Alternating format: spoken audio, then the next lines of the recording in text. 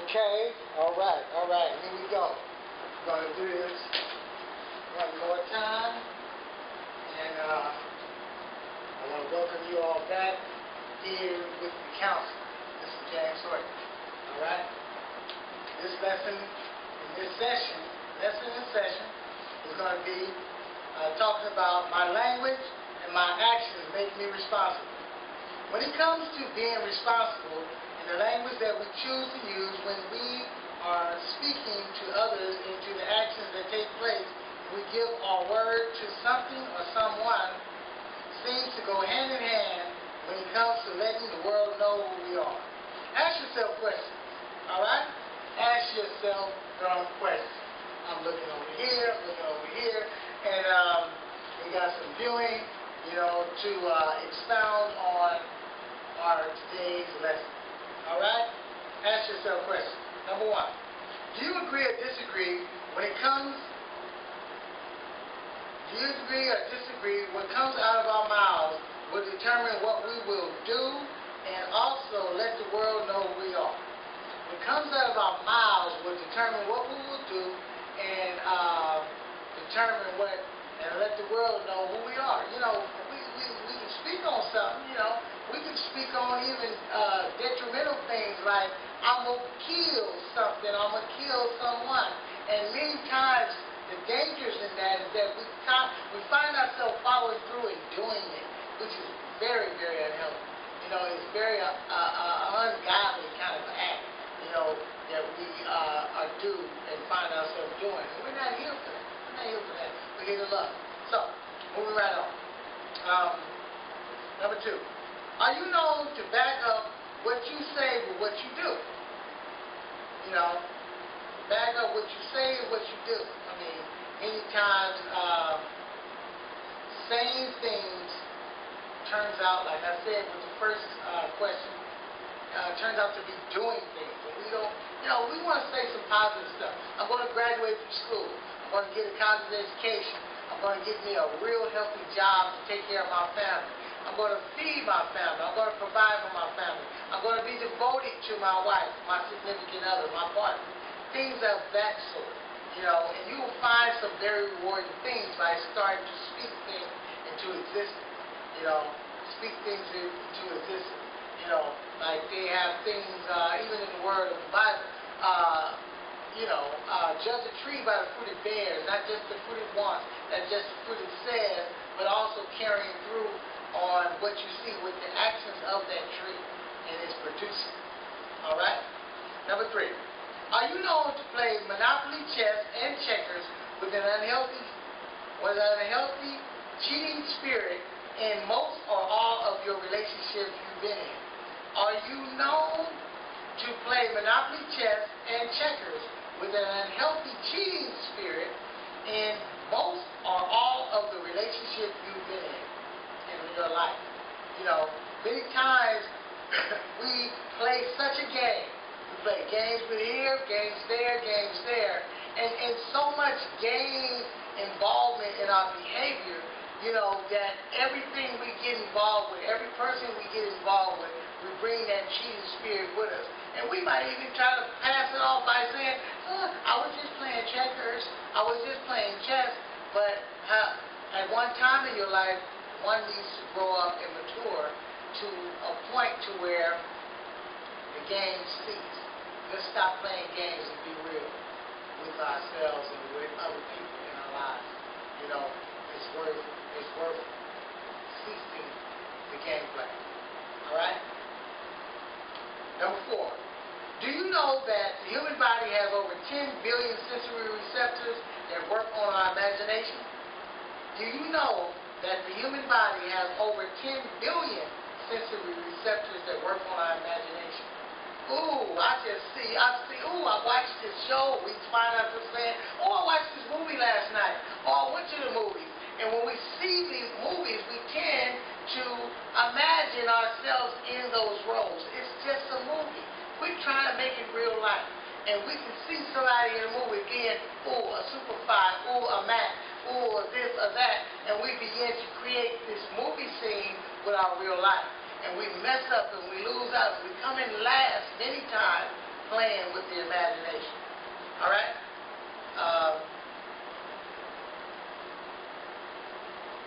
Number 5. Does anyone have a history of getting in relationships and making your partner human gods of your imagination? Does anyone have a history of getting in relationships and making your partner human gods of your imagination? Human gods of your imagination. My apologies, sir. We're going to play this out, though. We're going to finish this with this human gods of your imagination. Number 6. When you examine and look over your life, would you say, when you imagine and look over your life, who would you say have been controlling your body and your imagination? You, your partner, your friends, or your associates? I remember being involved with groups. I remember being involved with what one would say were gangs, right? Our neighborhood gangs or whatever, and the power within the groups that I was in, the power within many groups that many of you are in now or have been in, having such control over your imagination and your choices of what you're going to do in life. You say that you're a leader, but you must look at and go back and even ask yourself, did I think of going to the other neighborhood to fight these other people? Did I make the plan of we were going to do this? Was I really the leader or was I a follower? And many times you, like myself, were in a following role because I would have not ever thought about going over there. And sometimes some of those guys in the other neighborhood were friends of mine. But then this group over here had such control over me that I went past certain levels of friendship to do what these guys said we're going to do. So you ask yourself, were you the leader or the follower? All right? Human gods of our imagination. Number 7. In most of your relationships, are you the predator or the prey? Ask yourself this. In most of your relationships, are you the predator over here, the lion, or do you find yourself being the prey? Right here. Are you the predator or the prey in most of your relationships? Number 8. Number 8. All right? Follow me? You with me? You with me? All right. Number 8. Have you ever gotten into relationships and believed that you were the predator and later found out you were prey? Have you ever gotten into relationships and believed that you were the predator and later found out that you were really the prey? Yes, I have. I've been in places. I've talked to people. I've been in certain relationships. I mean, not just me. Birthday, I'm 48 years old now. Yes, there's been times that I thought, oh, she was slow. Oh, she don't know much. Oh, so I'm going to have to take certain special care with her. And I know that I'm a tough guy. I'm the strong, masculine guy.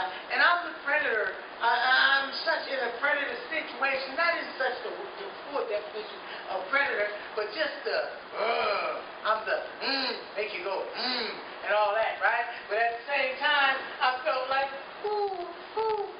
right? I was a prey. And she was the masculine individual in the thing. And I was the slowpoke. I was the one being in more of the victim role instead of the aggressor. I was the victim and not the aggressor. And I went in there thinking I was the aggressor, but later found I was the victim. Right? So are you feeling, have you ever felt you were the predator and later found out you were the prey? Poor you, huh? Yeah, you need some tissue? Maybe you do. All right. My apologies. Get a little excited sometimes. All right? Okay, number 9. When you get into relationships, do you or are you known to allow what they look like on the outside to block or distort the good or bad that they may possess on their inside? When you get into relationships, do you or are you known to allow what they look like on the outside to block or distort the good or bad they may possess on their inside?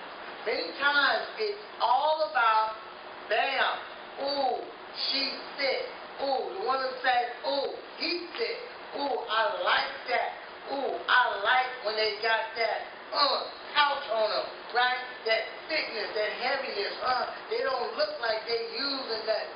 really look healthy, right? And so, boom, I'm choosing, or we're choosing, the outside. We know nothing about the inside. Listen to the counselor. Take my advice. Listen to me. Trust what I'm telling you. We're looking on the outer layer instead of the inner layer. You know, and it's very, very dangerous. All of a sudden, because we like what they look like, we going so fast into it, we say, ooh, boo, my boo, my boo, my this, my that. But listen though, how much of your boo on the inside or from the inside of it, right? Or do you find later on that you might be messing with the predator, right? You might be messing with the enemy, right? You don't know, but find out. Slow it down just a little bit so you can know something. You can at least find out what their real name is, right? All right, moving right along.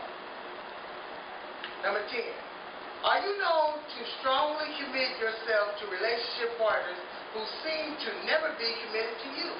Are you known to strongly commit yourself to relationship partners who seem to never be committed with you? Or are those the kind of relationships you tend to draw to? Many times we draw to some folks that never liked us from the jump, never cared about us from the jump, never bought you one sock from the clothing store, never did anything like that. You know what I'm saying? Wouldn't shop for themselves all the time, never bought you a flower, never bought you a gift. When it's your birthday, they forget it's your birthday. You remind them, you write notes, you write little signs to put around the house, stick little signs on the refrigerator. It's my birthday tomorrow. And the person never responds to any of that because it's not their birthday. But yet you believe that, ooh, she liked me, ooh, he liked me, and most of the time they don't care at all. But we draw to them so strong with full force. And the more we draw to them, the more they draw from us. Take the lesson again from the counselor. Right? Number 11, defining the word tongue-aside.